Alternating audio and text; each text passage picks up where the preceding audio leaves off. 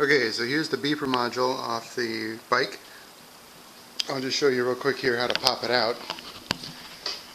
Move it.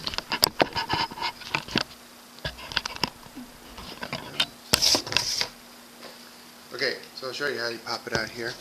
If you get this, you just go after it with a knife or a screwdriver. Like that. You can pop this guy there.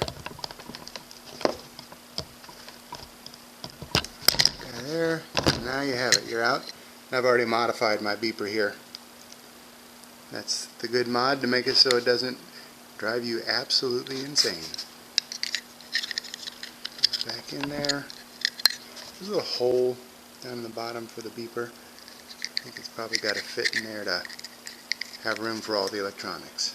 So I'll get that in there and put it back on the bike.